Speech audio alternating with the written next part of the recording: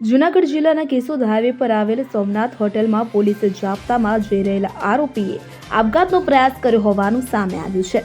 દુષ્કર્મના આરોપીએ હોટલના બાથરૂમમાં એસિડ પી આપઘાતનો પ્રયાસ કર્યો કે જે બાદ તેને રાજકોટ હોસ્પિટલમાં સારવાર અર્થે ખસેડ્યા બાદ તેનું મોત નીપજ્યું હતું। તો સમગ્ર બનાવની વાત કરીએ તો સ્વપ્ન સોલંકી નામની મહિલાએ પ્રભાસ પાટણ પોલીસ મથકમાં અમ્માર જીકાની સામે દુષ્કર્મ અને એટ્રોસિટીની ફરિયાદ દાખલ કરી હતી। સપનાએ ફરિયાદમાં જણાવેલ કે તેમને ખોટી રીતે ભોળવી તેની હારે અમ્માર જીકાનીએ સંબંધ રાખ્યો હતો કે જેની ફરિયાદ ગત 22 જાન્યુઆરીના રોજ દાખલ કરવામાં આવી હોવાને લઈ અમ્માર જીકાની નાસ્તો કરતો હતો કે જે બાદ ગીર સોમનાથ એલસીબી પોલીસે તેને અમદાવાદથી ઝડપી પાડી પ્રભાસ પાટણ તરફ લઈ આવતી હતી। ત્યારે કેશોદ હાઈવે પરથી હોટલમાં આરોપી હોટલના બાથરૂમમાં એસિડ પી લેવાની ઘટના બનવા પામી હતી। ત્યારે આ દરમિયાન એક પોલીસ કર્મી પણ દાઝી જવા પામ્યા હતા કે જે બાદમાં આરોપીને સારવાર અર્થે પ્રથમ જૂનાગઢ બાદ રાજકોટ ખસેડવામાં આવેલ કે જ્યાં તેનું સારવાર દરમિયાન મોત નીપજ્યું હતું કે જેને લઈ અમ્માર જીકાનીના પત્ની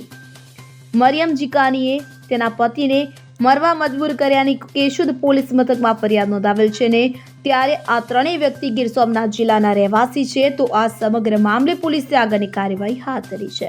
સ્ટેશન ખાતે એક મોતના દુષ્કર્મનો ગુનો દાખલ થયેલો છે જેમાં ફરિયાદી મરિયાબેન વાઇફ ઓફ અમરભાઈ હાજી હબીબભાઈ જીકાણી રહે ડારી ગામ તાલુકો યોરળ જિલ્લો ગીર સોમનાથ કે જો આ કામના આરોપી સપનાબેન બાબુભાઈ સોલંકી રહે કોડીના વાળા વિરુદ્ધ તેઓના પતિ અમરભાઈ હાજીબીબી મુકાણી વિરુદ્ધ એને મરણ જવા માટે મજબૂર કરેલા અંગેની ફરિયાદ નોંધાવતા કેશોદ પોલીસ સ્ટેશનમાં ગુનો દાખલ કરી આગળની તપાસ હાથ ધરેલી છે।